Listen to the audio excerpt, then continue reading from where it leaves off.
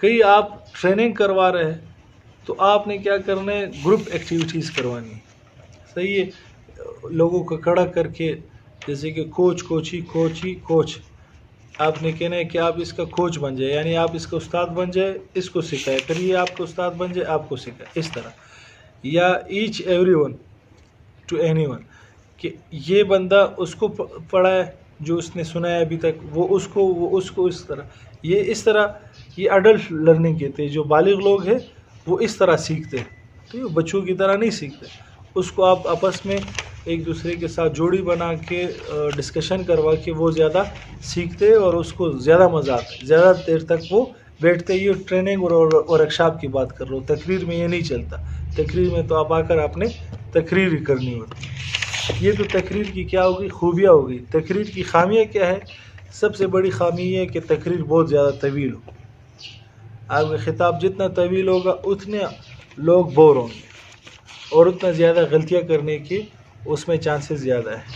دوسری خرابی یہ خروج عن الموضوع. موضوع آپ کا کچھ ہے اور آپ کچھ اور بول رہے، آپ موضوع سے نکل گئے. خروج کا مطلب نکلنا. یہ تقریر کی بہت بڑی خامی ہوتی ہے. ایک خامی ہوتی ہے غیر مستند، غیر محقق مواد. آپ نے تحقیق کی نہیں ہے، کوئی واقعہ کہیں سے سن لیا اور آپ نے وہ بیان کرنا شروع کر دیا اور لوگوں کے سامنے آپ ایسے بیان کر رہے اعتماد کے ساتھ جیسے وہ واقعی میں ہوا ہے، لیکن وہ غیر مستند ہے. اور رٹی ہوئی تقریر، یہ بھی تقریر کی خامی ہے. جب شروع کے ابتدائی لوگوں کے لیے نہیں، جو مقرر ہیں، مقررین کے لیے، ان کو چاہیے کہ ایک تقریر کو رٹے نہیں. شروع میں آپ رٹ سکتے ہیں ایک تقریر. بعض لوگ آتے ہیں اسٹیج پہ شروع سے جذبات میں شروع ہو جاتے ہیں، ایسے چیختے چلاتے. تو یہ بھی ایک تقریر کی خامی ہے. شروع سے جذباتیت یہ نہیں ہونی چاہیے. ایک خامی یہ دوسروں کی نقل اتارنا. تقریر کر رہے ہیں کسی مشہور پرسنالٹی کی تقریر کا، آپ اسی انداز میں کر رہے ہیں تو لوگ، آپ جتنی بھی تقریر اچھی کر رہے لوگ کہیں گے یار فلانی کی نقل اتار. ٹھیک، بیجا تکرار نہیں کرنا. ایک لفظ کو بار بار بول رہے، جو ہے یہ نہیں کرنا چاہیے. لطیفے سنا رہے لیکن اس کا کوئی ربط نہیں ہے آپ کے موضوع سے. ایسی بس کوئی لطیفہ سنا دیا، وہ سامعین پریشان ہے کہ یہ لطیفہ کیوں سنا ہے، اس کا یہاں کیا تک بنتا ہے. مشکل الفاظ، یہ بھی آپ کی تقریر کی ایک بہت بڑی خامی ہے. بعض لوگ سمجھتے ہیں کہ ہم جتنے مشکل الفاظ استعمال کریں گے اتنا ہمارا روب لوگوں پہ بڑھے گا کہ یار کتنا زیادہ پڑھا لکھا اور کتنا بڑا عالم ہے. نہیں، بہترین مقرر، بہترین خطیب وہ ہے جو لوگوں کو آسان سہل انداز میں اپنی بات سمجھا سکے. جتنے آسان اور سہل انداز میں آپ بات کریں گے اتنے آپ بہترین خطیب اور بہترین مقرر ہے. اور ایک خامی یہ ہے کہ نفسیات ناشناسی.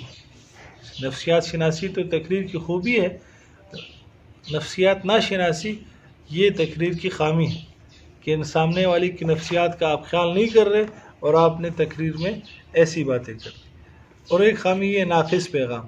مختصر اتنا بھی نہیں ہونا چاہیے کہ آپ کا پیغام ہی ناقص رہے. پیغام آپ کا کم از کم مکمل ہونا چاہیے. ٹھیک ہے، یہ تو تقریر کے بیچ میں آپ نے کن کن باتوں کا خیال رکھنا ہے وہ میں نے آپ کو بتا دی. اب تقریر کا اختتام کیسے کرنا ہے؟ اختتامیہ اس کو کہتے ہیں، کنکلوژن اس کو کہتے ہیں، کلوزنگ اس کو کہتے ہیں. وہ آپ نے یہ کرنا ہے کہ آپ نے نتائج بیان کرنا کہ اس تقریر کے یہ نتیجے ہیں، یا تجاویز دینی کہ یہ تجاویز ہے. آپ نے کوئی مطلب طلباء کے مدارس کے مسائل آپ نے بیان کر دی، اب اس کا حل کیا ہے؟ تجاویز آپ نے دے دیے. اردو کے نفاذ کے کیا کیا مشکلات ہے، کیا کیا اثرات ہے آپ نے بیان کر دیا، اب اس کا حل کیا ہے؟ تجاویز آپ نے دے دی. یا آپ نے پوری تقریر کا خلاصہ سمری لڑکوں کو، لوگوں کو سنا دی. یہ بھی ایک طریقہ ہے تقریر ختم کرنے کا. اور ایک طریقہ ہے کوئی شعر اپنے موضوع سے ریلیٹڈ آپ نے آخر میں کہہ دیا اور اختتام کر دیا آپ نے. یا کوئی واقعہ مختصر سا بیان کر دیا، یا کوئی قول بیان کر دیا کسی بڑے آدمی کا، بڑی شخصیت کا.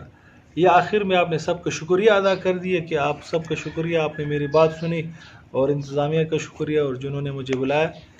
اور یا آخر میں آپ عمل کرنے کی درخواست کریں اور دعا کریں کہ امید ہے کہ یہ باتیں آپ حضرات کو سمجھ میں آ گئی ہوں گی، اور میں آپ حضرات سے درخواست کرتا ہوں کہ اس پہ خود بھی عمل کریں اور دوسروں تک اس باتوں کو پہنچائیں۔ یہ بھی ایک انداز ہے تقریر کے ختم کرنے کا۔